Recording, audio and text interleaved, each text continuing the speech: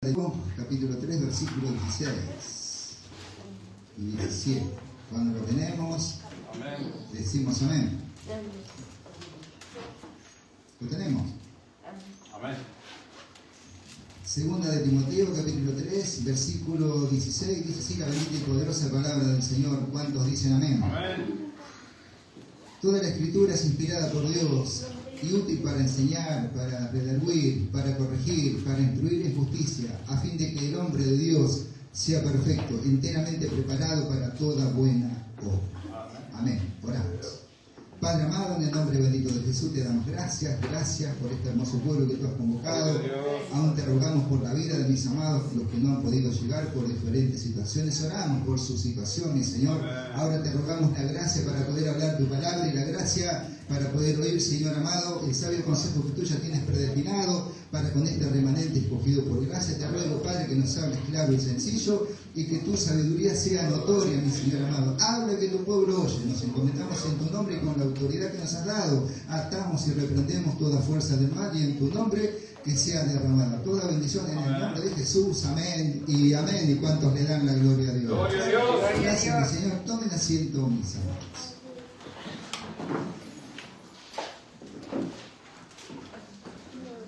Un pasaje muy hermoso que habla explícitamente de las Escrituras, de las Sagradas Escrituras. Este pasaje dice que toda la Biblia es inspirada por Dios, dice que es útil para enseñar, para redarguir, que quiere decir convencer en base a argumentos válidos, argumentos sólidos.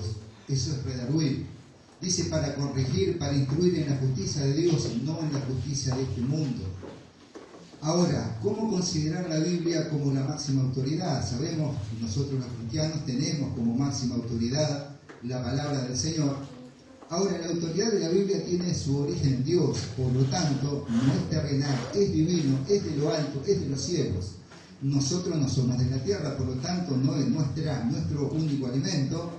Nuestra única autoridad debería ser las Escrituras. O sea, la Biblia es el manual de vida para un pueblo, dice para los que creen en Dios. Amén. Las Escrituras son imprescindibles, mi amado, para poder discernir, por ejemplo, las falsas enseñanzas, como repeler, por ejemplo, el fuego enemigo. Que vienen, que hablan de esto, que hablan del otro. Mirá, yo voy a la Escritura y no dice lo que vos estás diciendo. En todo caso, coincidimos o no estamos de acuerdo, porque la Biblia es la máxima autoridad para un cristiano. Amén. Amén. Sea el sistema de este mundo, o mi amado, para poder repeler lo que haya en nuestro corazón. Nuestro corazón, mi amado, sabemos que es algo que debemos tener mucho cuidado, porque de lo que hay en el corazón, después habla la boca, habla de la abundancia del corazón, habla la boca, y así todo lo que hay en el corazón se transmite por lo general en la vida práctica. Amén. Que podamos estar quietos los chicos, ¿sí? Por favor, pido. Si en nuestro corazón hay engaño, hay celos, iras, contiendas, si hay todas estas cosas, mi amado, vamos a llegar a poder razonar y cuestionar el accionar de Dios. ¿Por qué Dios permitió todo esto y aquello, por ejemplo? Y podemos cuestionar por qué Dios lo permite, por qué esto, por qué los males, por qué esto otro. Y sin embargo sabemos que debemos buscar en un rinconcito de nuestro corazón qué es lo que hay depositado en nuestro corazón. Que podamos prestar mucha atención. De lo que hay depositado en nuestro corazón lo vamos a dar a conocer después en la vida práctica. Por eso es muy peligroso. De lo que hay vamos a dar a conocer. O sea, va a quedar desnudo el corazón del ser humano, que el que está en Dios y el que no está. Obviamente hay un proceso, pero siempre, si estamos peleando en la buena batalla de la fe, amén. Pero aquel que no quiere saber de Dios también va a ser manifiesto. Es así. Dios no actúa nunca sin antes avisarnos. La autoridad de las Escrituras no es cuestión de elección para un cristiano. El cristiano ya ha elegido, porque una vez que ha muerto y ha nacido de nuevo en el bautismo, ya ha elegido la Escritura como su máxima autoridad, el gobierno de su vida. Por eso que debe ser la máxima autoridad en nuestras vidas. Mi amado, actualmente hoy las personas tienen su propia opinión de todo, por el tema de las redes sociales.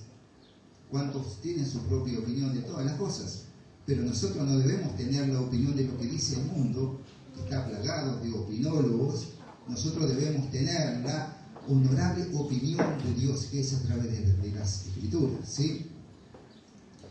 Aún las personas, las multitudes, dice con respecto al Señor, dice que se admiraban de las enseñanzas del Señor, se admiraban de la doctrina del Señor, era manso y humilde, pero hablaba como quien tiene autoridad.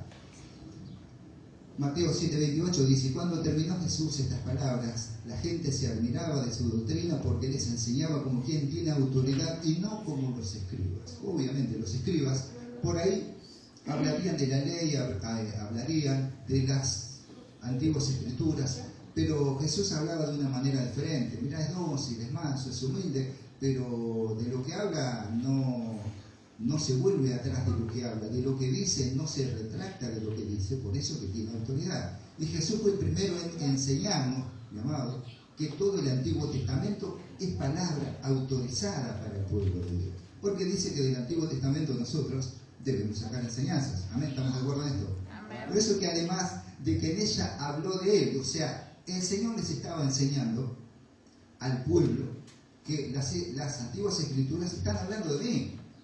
Y ustedes no saben que estaban hablando del Mesías, no saben, por ejemplo, no se dieron cuenta que estaban hablando del enviado de Dios para salvar al pueblo judío. ¿A dónde lo dice? Lucas 24:27. Dice así: ¿se acuerdan cuando iban los testigos, estas dos personas, el camino a Emaús? Bueno, ya no había fallecido el Señor, estaban todos con temor. Y dice así el relato, relata a dos personas camino a Emaús. Y les hablaba, les preguntó el Señor: ¿qué pláticas son estas que están teniendo? Y bueno, dice que les veló el rostro para que no vieran su rostro y sí pudieran oír la palabra del Señor de lo que les estaba diciendo. Dice que Él les decía, comenzando de Moisés y siguiendo por todos los profetas, les declaraba en todas las escrituras que de Él decían. El mismo Señor ya les estaba aclarando a estas personas que de Él estaban hablando del Antiguo Testamento. Y también lo narra en Lucas 24:44. Dice: les decía que era necesario que se cumpliese todo lo que está escrito de mí en la ley de Moisés, en los profetas y en los salmos. O sea que ya les estaba desglosando de todo lo que dice el Antiguo Testamento. Llevaba al que estaba hablando con ellos, era el enviado, y ya estaba resucitado, y ellos no se habían dado cuenta, porque les estaba velado los ojos para que oyeran su voz y creyeran a la voz de Dios. Amén. El apóstol Pablo, mi amado, también considera que el sello de un cristiano es la obediencia a la palabra. ¿Cuál es el título de todo esto? Autoridad de la palabra, parte 1 y parte 2 en el día de mañana.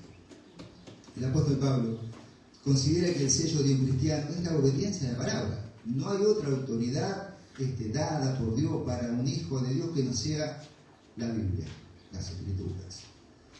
Romanos 6:17 dice: pero gracias a Dios que aunque erais esclavos del pecado, habéis obedecido de corazón a aquella forma de doctrina a la cual fuisteis entregados. O sea, aquella forma de doctrina en la cual ustedes mismos la han elegido. Eso les hablaba el Señor. Ahora, el Señor, mi amado, el Señor vivió, murió, fue sepultado, resucitó conforme a las Escrituras en 1 Corintios 15:3 y 4. Y muchas evidencias más revelan de la autoridad de las Escrituras. Ahora la Biblia, mi hermano, revela que todo lo que necesita un cristiano, tenemos letra, tenemos palabra, tenemos párrafos, tenemos autores, pero ¿qué necesita? ¿Qué es lo que Dios requiere de todo eso? De poder creer. Aquel que no cree, podemos leer un Patrusú con todo respeto y la Biblia y es lo mismo. En cambio, para un cristiano es la máxima autoridad de su vida. La vida secular, la vida familiar, la vida en el trabajo, en la vida que se nos ocurra acá en la tierra, la Biblia es la máxima autoridad. ¿Cuántos creen en eso? Amén.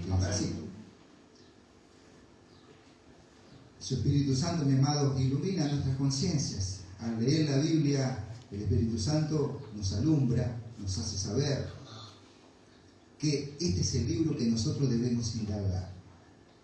¿Cuántos libros hay a través del mundo? Un montón, millones de libros, pero para el cristiano no hay otro libro dado a los hombres en la cual nosotros podamos depender y podamos vivir.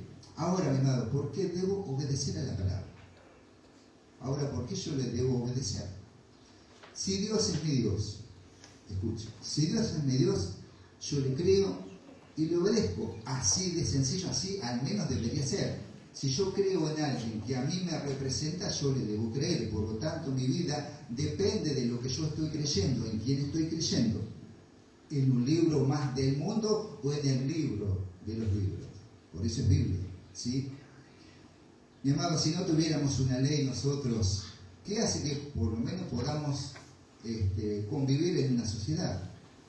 Somos vecinos, andamos por un pueblo, por una ciudad, y dentro de todo respetamos los códigos de cada uno. Una vereda que mide 2 metros, cuando yo voy solo, soy el dueño de los 2 metros, por ejemplo. Pero cuando yo viene una persona de frente, ya no soy dueño de los 2 metros, soy dueño del metro y del otro metro, que viene el otro transeúnte, es así. O sea que nosotros tenemos leyes en las cuales Dios nos permite vivir. Ahora, ¿cuál es la ley por excelencia de un cristiano? La Escritura, la palabra de Dios. Si no tuviéramos una ley que nos guíe, perderíamos el camino que nos guía a la eternidad. ¿Sí? Pablo les escribe, por ejemplo, a los de Tesalónica. ¿Qué dice? 1 Tesalonicenses 2:13. Dice: por lo cual, también nosotros, sin cesar, damos gracias a Dios de que cuando recibisteis la palabra de Dios que oísteis de nosotros, la recibisteis no como palabra de hombres, sino según es en verdad la palabra de Dios, la cual actúa en vosotros, los creyentes. ¿Los que creen? Si no, es un libro más. Amén. Estamos pasando a otra etapa que si no asimilamos esto no vamos a poder. Y muchos hermanos se van a ir de este lugar. Y lo digo con total autoridad. Y me da mucha tristeza. Porque ya Dios nos está preparando para algo mucho más y no estamos tomando, no estamos razonando, estamos cuestionando. Y esa es la tristeza de un pastor. Que cuando Dios habla, que no se tome como verdadera palabra de Dios. Amén. Seguimos. Y también en 1 Tesalonicenses 2:14 dice: narra que los de Tesalónica fueron imitadores de las iglesias de Dios, y no solo eso, sino que padecieron las mismas cosas que los judíos. Dice que ellos se sometieron a las autoridades de las Escrituras, siendo de Tesalónica. No eran judíos, ni siquiera tenían cerca Jerusalén. Y dice que ellos tomaron las Escrituras como su guía también. Ellos tomaron las Escrituras como su guía, su arro, su ayo. Lo tomaron como la fuente de ellos vivir. Y sin embargo, a veces tenemos toda la Escritura, tenemos toda la información. ¿Y por qué no obedecemos? Porque no tomamos la Escritura como nuestra fuente de vida. Es así de sencillo. Y no pasa acá, pasa en todos lados, porque la Escritura, la semilla cayó en la buena tierra, 1/4 parte, pero dice que por toda la tierra fue predicada su palabra. O sea que 1/4 parte, un 75% de la palabra de Dios cayó entre las piedras, los espinos y al costado del camino. Qué triste. Y cuando venga el Señor, o sea que partamos, ¿qué va a suceder? Esa es la tristeza que puede tener un pastor. Que viva plenamente el 100% de su vida para el Señor. Ahora, para un cristiano la Biblia debe ser la máxima autoridad. Si no, mi autoridad sería yo. Si yo no sigo la Biblia como mi autoridad de mi vida, la autoridad soy yo, mi propio yo. Eso lo sabemos bien. Al decidir sí, mi propio yo es mi máxima autoridad, escuche, al decidir que yo soy la máxima autoridad de mi vida, mi propio yo, ¿estoy muerto en delitos y pecados todavía? Pregunta que nos podríamos hacer. Pregunta muy, muy seria que nos deberíamos hacer.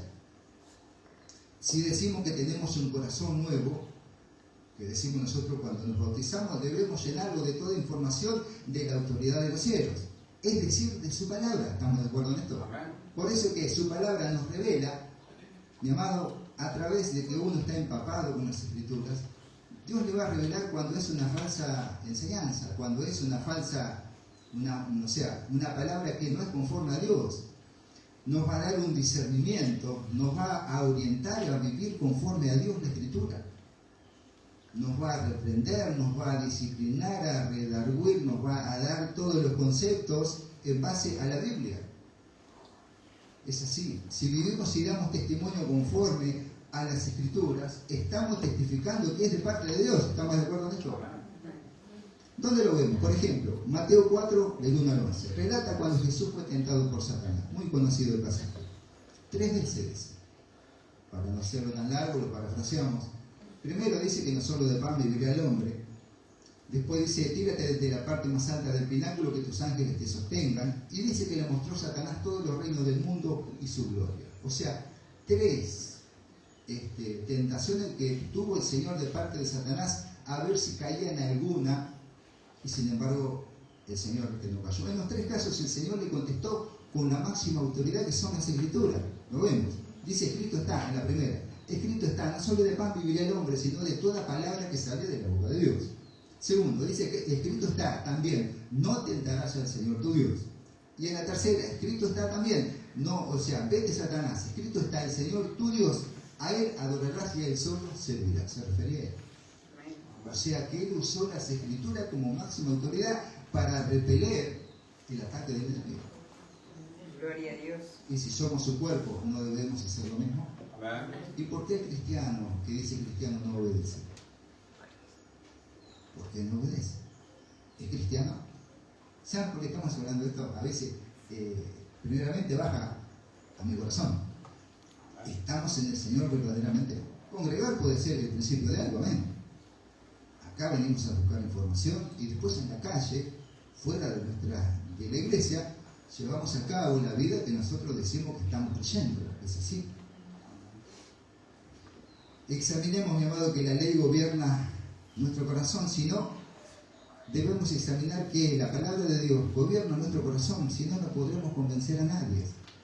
¿Por qué? Porque primeramente, si yo no estoy convencido, ¿cómo podré convencer a otro? Si alguien me pregunta, amado, ¿estás quedado? Estoy quedado. Qué buen ejemplo. O sea, cuando ya le contestamos que estoy quedado, ¿y por qué estás quedado? Y ya viene el razonamiento, el cuestionamiento como excusa y como respuesta. Cuando la respuesta debe ser conforme a Dios. ¿Estamos entendiendo? Amén. Por eso, veamos una cosa. Poder y autoridad son 2 cosas diferentes. Sabemos que Cristo es poder y Él delega autoridad a la iglesia que somos nosotros. O sea, Dios tiene poder, Él es el poder y a la iglesia le delegó autoridad. ¿Estamos de acuerdo en esto? O sea, por eso el Señor le dijeron en Lucas 22, dice, le hablaron diciendo, dinos, ¿con qué autoridad haces estas cosas? ¿O quién es el que te ha dado esta autoridad? O sea, que estaba hablando, ¿quién te dio esa autoridad? ¿Por qué haces esto? ¿Por qué haces milagro? ¿Por qué tienes tanta desfachatez en hablar cosas que nunca hemos oído? Y el Señor hablaba. No hablo yo de parte mía, sino mi Padre, que estaba en Él. ¿Cuántos pasajes tenemos de eso?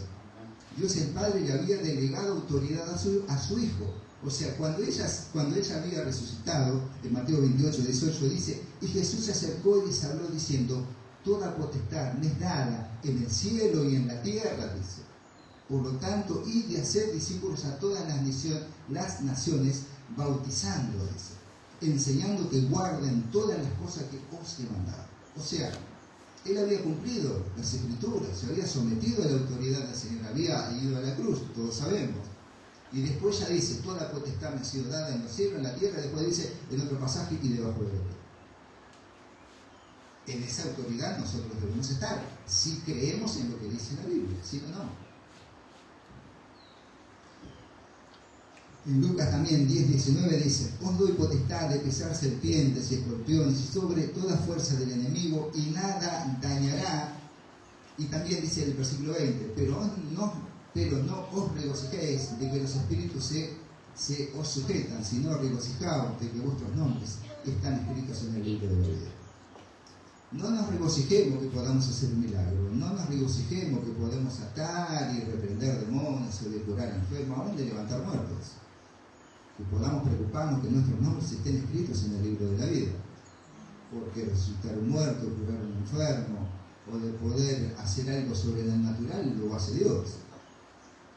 ¿Y nosotros qué hacemos? Representando nosotros mismos a Dios. Amén. Porque en nombre de Cristo, en el nombre de Jesús, vamos a hablar después, si Dios quiere mañana, de lo que es el nombre de Cristo. No es en el nombre de una persona, es el nombre de un propósito. Mañana lo vamos a hablar. Efesios 1:19 también dice algo glorioso en este pasaje, por ejemplo, que Cristo le transfiere poder a la iglesia. Impresionante. Porque la iglesia no es algo separado de Él, sino que ya es parte de su cuerpo, por eso que le confiere poder. Y no es solo autoridad, lo vemos acá. Efesios 1:19 dice así. ¿Y cuál es la supereminente grandeza de su poder para con nosotros los que creemos según la operación del poder de su fuerza? Lo desglosamos. Supereminente. Sabemos que eminencia es un referente, es que está arriba de todo, el responsable de algo. Pero acá dice supereminencia, es más todavía. grandeza de su poder. O sea que el poder de Dios, no hay palabras en la tierra para poder definir el poder de Dios. Simplemente podemos definir el poder de Dios en base a lo que nosotros podemos hacer en su nombre. Otro poder no conocemos. Amén. A menos que alguien haya orado un muerto, se haya levantado. Obviamente hemos orado, se han sanado. El poder de la palabra lo convenció. Empezó a congregar, se transformó en un siervo y así. O sea, tenemos un poder. Ahora Dios nos dio un poder, que es a través de la palabra. Por eso dice, mayores cosas harían aún en mi nombre. Los milagros los hizo el Señor como señales de que Él era el enviado. ¿Cuántos pasajes tenemos que los hemos nombrado? Lo resucitó a Lázaro, la hija de Jairo, milagros también, pero se murieron de vuelta. Eran señales. Ahora, ¿cuáles son las señales de que nosotros estamos en Cristo? Que la palabra va a convencer, que la palabra va a producir algo en el corazón de la persona para que pueda acercarse a Cristo. ¿Cuál es el ministerio de nuestro ministerio? De reconciliación, reconciliar al hombre con Dios. Y esa es nuestra tarea. Amén. Seguimos. ¿Y cuál es la supereminente grandeza de su poder para con nosotros, los que creemos según la operación del poder de su fuerza, la cual operó en Cristo, resucitándole de los muertos y sentándole a la diestra en los lugares celestiales, sobre todo principado? Escucha. Arriba de todo la iglesia, sobre todo principado, sobre toda autoridad, sobre todo poder, y sobre todo señorío, y sobre todo nombre que se nombra, no solo en este siglo, también en el venidero. Escucha. Y sometió todas las cosas bajo sus pies, y lo dio por cabeza sobre todas las cosas.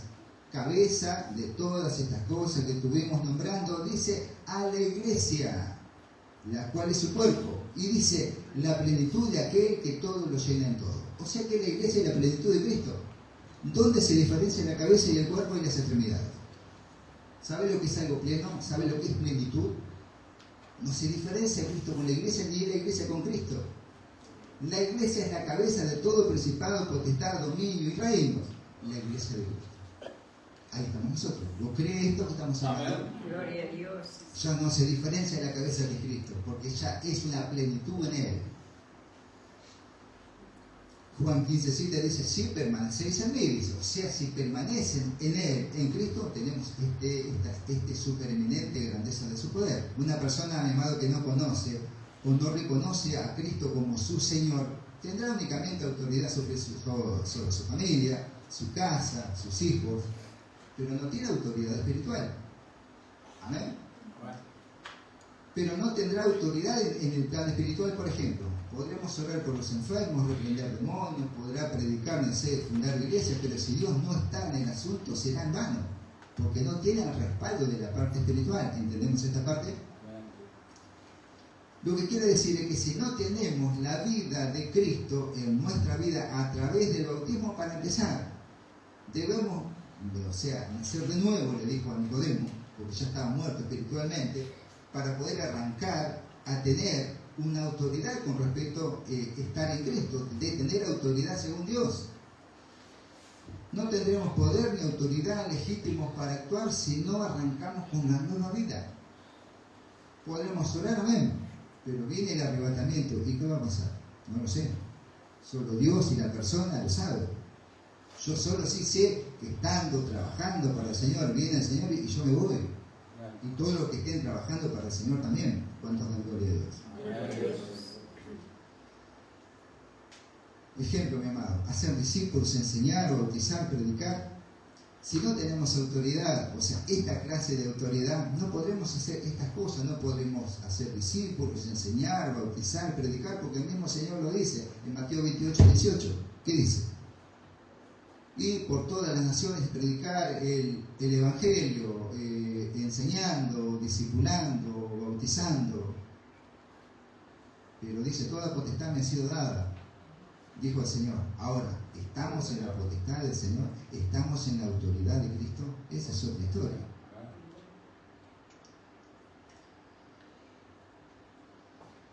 Con la obra completa de Cristo tendremos un poder legítimo. Con la obra completa de Cristo ya tenemos algo para arrancar.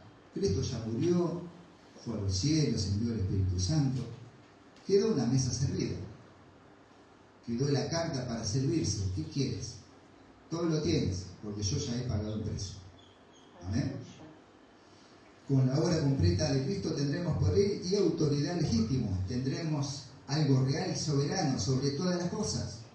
Dice que somos real sacerdocio, pueblo santa, nación escogida. Hoy cuántas cosas dice de nosotros.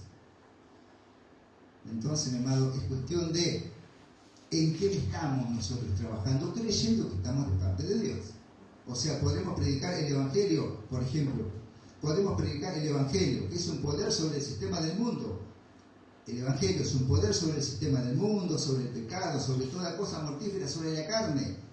Eso es estar en Cristo. Tendremos poder sobre todas estas cosas. ¿Lo creemos que es así? Hebreos 2:6 dice, ¿qué es el hombre para que te acuerdes de él? Esto lo dice Dios. ¿Qué es el hombre para que te acuerdes de él? Sus días son 70, 80 años y después es polvo, como la flor que nace en la mañana y a la tarde se marchita. Y así cuántos ejemplos hay de lo que es la vida del hombre tan efímera y tan breve. O dice, ¿qué es el hombre para que te acuerdes de él? Hebreos 2:6. O el Hijo del Hombre para que le visites. Le hiciste un poco menor que los ángeles. Le coronaste de gloria y de honra y le pusiste sobre las obras de tus manos. Todo lo sujetaste bajo sus pies, pero en cuanto le sujetó todas las cosas, nada dejó que no sea sujeto a él. Pero todavía no vemos que todas las cosas le sean sujetas. Dice, al hombre lo hizo un poco menor que los ángeles. Pero qué responsabilidad y privilegio le dio, que lo puso por cabeza de todos los principados y reinos y potestades. ¿Estamos entendiendo esto? Del valor únicamente de poder creer a la Escritura. Gloria a Dios. Porque nuestra tarea, mi amado, la de la iglesia, es llevar el reino de los cielos, de traer el reino de los cielos a la tierra. Esa es nuestra tarea, mediante nuestras vidas. O sea, a todo lugar, pueblo, nación y lengua. ¿Creemos que esto es posible? Es posible si somos la iglesia de Cristo. Tenemos el poder de desalojar a las huestes de maldad que están ocupando ilegalmente nuestro territorio. O sea, nosotros podemos andar por la vida, si estamos en Cristo tenemos autoridad. ¿Estamos de acuerdo? Ahora bien, ¿voy a reprender un demonio si no estoy en Cristo? Y lamentablemente, fíjese lo que va a hacer. ¿Podrá sanar un enfermo si usted le ora? Si es un propósito de Dios, sí. El pastor, viste, no tiene toda la revelación de todas las cosas. Sí estamos hablando de lo que dice la Biblia, que es la palabra profética más segura. Nuestro Señor, mi amado, dependía de su Padre en todo. Nuestro Señor dependía de su Padre, cada segundo que vivía, cada respiración que hacía. Nosotros dependemos de nuestro Padre para poner manos a la obra, que es la gran comisión. El Nuevo Testamento, mi amado, está repleto de pasajes que hablan de poder, que hablan de autoridad en el nombre de Jesucristo, y eso sí. Pero ¿por qué tenían tanto poder? Porque es un nombre que cuando lo nombramos, escucha, cuando nombramos el nombre de Jesucristo, Dios el Padre nos da autoridad. En este caso, Dios nos delega, Cristo Jesús, toda potestad me ha sido dada en el cielo y en la tierra, en su nombre, dice. Nombramos a Jesucristo. Usted fíjese el comentario que podemos hacer. Podemos, orar por, una estatua pintada, sin faltarle el respeto a nadie, por algún ídolo, por alguien, sí, no, y nos permiten todo, pero hablamos de Jesucristo y ya se complica. Ya nos tratan de religiosos, ya nos tratan de fanáticos, ya nos tratan de otro más, un protestante, un evangélico en todo caso. Es así. Fíjese lo que produce el nombre de Jesucristo. O produce rechazo, o produce, sos de los míos, sos cristiano, sos amado, sos hermano de Cristo. ¿Produce eso o no? Se encuentra un hermano a la vuelta de la vida que profesa lo mismo que nosotros y pareciera que nos conocemos de toda la vida. ¿No es así? Y eso lo produce el nombre de Jesucristo. El Nuevo Testamento, mi amado, está repleto de obras, milagros, potestades, autoridades en el nombre de Cristo. ¿Qué dice en Juan 14:13? Dice el mismo Señor, declara: y todo lo que pidáis en mi nombre lo haré, para que el Padre sea glorificado en el Hijo. Y si algo pidieres en mi nombre, yo lo haré. O sea, en mi nombre. El nombre de Cristo, mi amado, es algo tan poderoso. Y tal vez a veces lo podemos tener a menos. Y podemos decir, mirá, yo le hablé a esta persona, pero no me dio ni 5 de importancia. Pero sabemos que la palabra no vuelve atrás vacía. En algún momento de su vida algo va a producir. Y debemos confiar en esto, debemos confiar en lo que dice la Escritura. Mis palabras son espíritu y son vida. ¿Y cuánto habla de la palabra del Señor? el propio nombre de Cristo Jesús ya es autoridad por sí misma. O sea, es pedir en el nombre de Cristo que Jesús significa orar por la máxima autoridad que Él oraría. Quiero que me presten mucha atención a partir de ahora y la seguimos mañana. Nuestra oración en su nombre nos permite acceder al trono de la gracia. ¿Por qué? Porque en su nombre únicamente nosotros tenemos acceso. No hay un nombre dado bajo el cielo que podamos ser salvos, no hay un nombre en la tierra que podamos acceder al trono de la gracia. ¿Es así o no? Entonces el nombre de Cristo tiene un poder que ni nos imaginamos. No se ve el efecto cuando uno predica en el nombre de Cristo. No se ve el efecto porque es espiritual. Pero ese poder, la grandeza de la supereminencia de su poder, obró en su corazón y ni lo vimos. Ni lo vemos, porque es espiritual. ¿Por qué nosotros creemos que somos la nueva criatura? Y no vemos que nos puso una nueva coraza, un nuevo ser humano. No lo vemos. Lo vemos a través de la fe. Es así. El propio nombre de Cristo Jesús ya es autoridad. Pedir en el nombre de Cristo significa orar con la autoridad que Él oraría. Cuando nosotros, o sea, nuestra oración en su nombre nos permite acceder al trono de la gracia, o sea, de poder representar a Cristo pidiendo al Padre. Quiero que me vaya entendiendo. Orar conforme a la voluntad de nuestro Señor es alinear nuestras peticiones con las de Él. ¿Se entiende? Cuando nosotros oramos en el nombre de Cristo, quiero que me des una Ferrari. No es la Ferrari, no es el nombre de Jesucristo, es en el propósito del nombre de Jesucristo. ¿Se entiende? Orar, primeramente, nuestra oración en su nombre nos permite acceder al trono de la gracia, porque es el único que tiene acceso. Quiero que me vaya entendiendo. Ahí ya representaríamos a Cristo pidiendo al Padre. ¿Qué es lo que hacía el Señor cuando tenía que hacer algo sobrenatural? Por ejemplo, un milagro, resucitar un muerto. Gracias, Señor, porque tú me has oído, para que ellos vean que tú me has enviado. Lázaro, sal fuera. ¿No es así? O sea que estaba pidiéndole al Padre.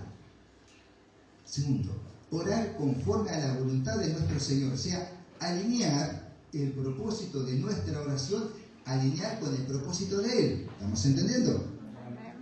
Tercero, de poder orar en unidad con nuestro Señor. Su voluntad debe ser la mía. Cuando yo le pido en el nombre de nuestro Señor Jesucristo, mi voluntad se debe alinear con la voluntad de Él. Ahora, ¿qué pediría nuestro Señor a Dios el Padre? O sea, ¿por qué propósito pediría Cristo a su Padre? ¿Pediría por algo material? No lo sé. Yo sé que buscar el reino de Dios y su justicia y las demás cosas vienen por añadidura. Si yo necesito un bien material, yo se lo voy a pedir al Señor, porque Él suple mis necesidades. O sea, Él no me va a dar lo que yo quiero, sí me va a dar lo que yo necesito. Amén. Orar en unidad con nuestro Señor es orar según la voluntad de Él. ¿Estamos entendiendo esto? De poder reconocer la autoridad de su nombre para poder acceder a Dios el Padre. ¿Se entiende? O sea, de pedir en su nombre, mi amado, no involucra por ahí deseos personales. Si Dios le place, sí. Pero ¿cómo oraría nuestro Señor a su Padre por un propósito en ese entonces? Oraría por las personas que creyeron en su palabra, oraría por su vida. Señor, me espera la cruz del Calvario, y a nosotros nos espera también la lucha permanente con la carne, con el espíritu. Señor, que pueda salir siempre vencedor. Y cuántas cosas que uno se imagina que le pudiera pedir al Padre que no sabemos, porque Él se alejaba en lugares espacios, o sea, alejados, libres de por ahí, de todo tumulto, de toda persona, a hablar con su Padre. ¿Qué le pediría? Aún cuando ya estaba en Getsemaní, ¿qué, Señor? Y le envió un ángel. No fue Pedro, Jacobo y Juan a alentarlo, a consolarlo, no. Pidió algo que viniera de lo alto, porque Él era de lo alto. La iglesia primitiva, mi amado, ya estamos terminando y la seguimos mañana. La iglesia primitiva experimentó muchos hechos prodigiosos a través de su nombre. Hoy seguimos siendo iglesia. No es la iglesia de Pentecostés, seguimos siendo, la iglesia de Pentecostés. Seguimos siendo la iglesia donde el Señor, por medio de los apóstoles, multiplicaban panes. Y cada uno decía no sé el suyo propio. Y bueno, Dios dice, añadía los que habían de ser salvos cada día. Entonces, somos la misma iglesia. Yo no tengo apóstoles de la iglesia contemporánea. Yo tengo apóstoles de mi iglesia, que Pablo, Pedro, Jacobo, Juan. Es lo mismo. Seguimos siendo parte de la iglesia primitiva nosotros. ¿Cuántos dicen amén? Es así. La iglesia primitiva, mi amado, para nosotros, como dice la Escritura, debe ser un aliento, debe ser un modelo. Ellos lo hicieron. ¿Y por qué tenían tanto éxito? Porque ellos decían que nada era suyo propio. Trabajaban en unidad, en confraternidad, en armonía, cosas que hoy no tenemos. Si queremos alcanzar a ser la iglesia de Cristo, podremos decir que somos iglesia, amén, pero los hechos van a hablar por sí mismos. Es así de sencillo. Yo como pastor, no sé, oro, me deshago de oración al Señor que podamos entrar en el propósito final. Porque si no entendemos estas cosas, no vamos a poder entrar. Vamos a dejar de congregar. Y si dejamos de congregar, está complicado el tema. Porque Dios nos viene dando información. No de acá únicamente, nos viene hablando también desde la central. Que nos viene hablando. Lo que es del Espíritu, es del Espíritu. Separemos. No metamos todo en la misma bolsa. Mi carne no puede ir a la iglesia, amén, en un cuerpo físico, amén, pero separemos la carne del espíritu, no podemos hacer uno en Cristo estando en la carne y sirviendo en la carne cuando yo digo que soy espiritual. Va a llegar el momento que Dios nos va a dar una prueba donde es necesario, escucha, es necesario que nosotros podamos definirnos quiénes somos en realidad. ¿Somos la iglesia de Cristo o somos del mundo? Es así de sencillo. Para los tibios, Dios no existe. Amén. La última, prometo dejar. Hechos 3:6 dice, relatan las palabras de Pedro, un hombre que no podía caminar, dice que era cojo de nacimiento, pero le dijo, mirá, no tengo plata ni oro, pero lo que tengo te doy. O sea que Pedro le dio lo único que tenía. ¿Qué tenía? Palabra de aliento. Y que el otro iba a creer. Porque una cosa que podamos decir, me detengo acá. Dios nos puede hablar y podemos pensar, y tal vez el hermano, mirá, la verdad que me siento culpable, me siento mal porque no entró, nunca congregó, estaré fallando yo, tal vez no le prediqué bien, le hablé cosas, en fin, pero tal vez le hemos enseñado bien, pero se necesita de la otra parte que pueda creer, si no es imposible. Cristo mismo, el Señor mismo, no relata en Isaías, muchos pasajes hay, el mismo Señor relata, el mismo Dios relata, mirá, saqué las piedras, alambré, puse un lagar, sembré una buena semilla. Bueno, estoy esperando que salga la vid. Era una vid agria que no se podía comer. O sea, ¿por qué pasó eso? Porque fue el pueblo de Israel que no recibió la palabra de Dios. Y de esa palabra, para nosotros, es necesario que podamos tener el testimonio, para no caer en el mismo error. Amén. Mi amado, hay más para hablar. Reciba mañana. Amén. Mi amado, esta palabra es a causa de lo que se viene. Si no entramos en el propósito, va a dejar de cumplir. Se lo aseguro. Amén. Mi amado, nos ponemos de pie, oramos. Padre amado, en el nombre bendito de Jesús, te damos gracias, Señor. Estamos delante de tu presencia. Gracias te damos por tu palabra, por tu consejo, Padre Santo, porque hemos podido alabar tu nombre. Ahora te ruego por esto.